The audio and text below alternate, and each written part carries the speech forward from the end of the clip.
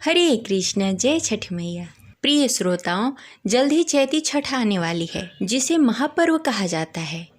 यह पर्व साल में 2 बार मनाई जाती है, एक कार्तिक मास में, एक चैत मास में। अभी चैत मास में चैती छठ आने वाली है, जो कि चैत नवरात्रि के दौरान ही पड़ती है।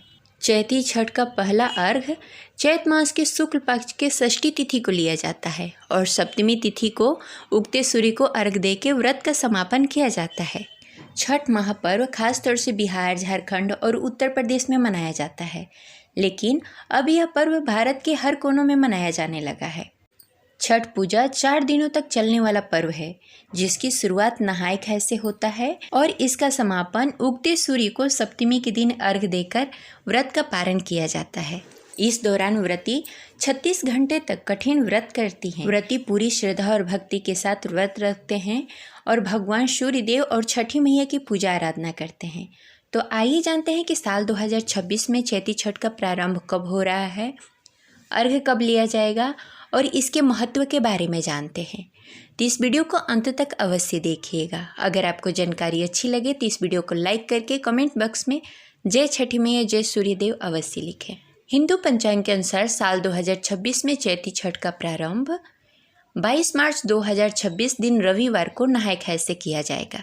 23 मार्च दिन सोमवार को खरना किया जाएगा और 24 मार्च दिन मंगलवार को संध्या अर्घ्य दी जाएगी और 25 मार्च दिन बुधवार को उगते सूर्य को अर्घ्य देकर व्रत का पारण किया जाएगा। नहाय खाय के दिन व्रती घर की अच्छे से साफ सफाई करके स्नान आदि से निवृत्त होकर सर्वप्रथम सूर्य देव को अर्घ्य देकर पूजा करती हैं और घर में शुद्ध और सात्विक भोजन बनता है, जिसमें चने की दाल, चावल और लौकी की सब्जी बनाई जाती है। इस दिन से घर में लहसुन प्याज का सेवन नहीं होता, मांस मदिरा का सेवन नहीं किया जाता। व्रती के साथ ही घर के सभी सदस्यों को इन सब नियमों का पालन करना होता है।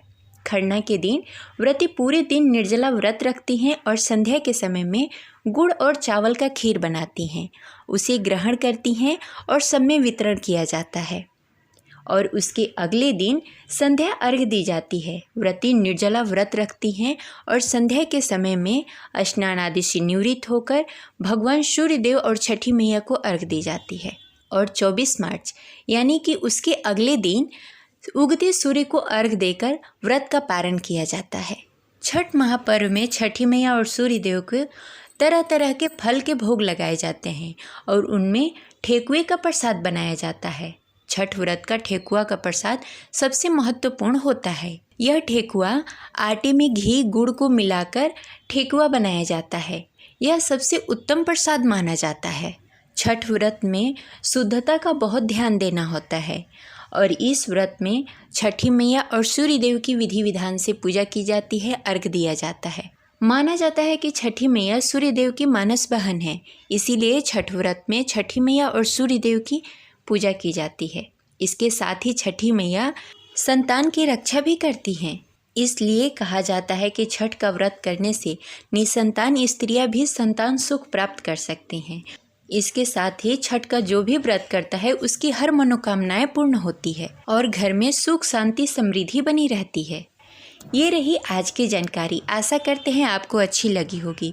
अगर आपको छठ से रिलेटेड कोई भी जानकारी पूछनी हो तो आप कमेंट करके पूछ सकते हैं। अगर आप हमारे चैनल पर नए हैं तो इसे सब्सक्राइब करके बेल आइकन को प्रेस कर लें, जिससे आगे आने वाली वीडियो का नोटिफिकेशन आपको मिलता रहे। हमारे चैनल पे व्रत कथा और व्रत से रिलेटेड सभी जानकारियाँ दी जाती है, तो आप इस चैनल को सब्सक्राइब अवश्य करें।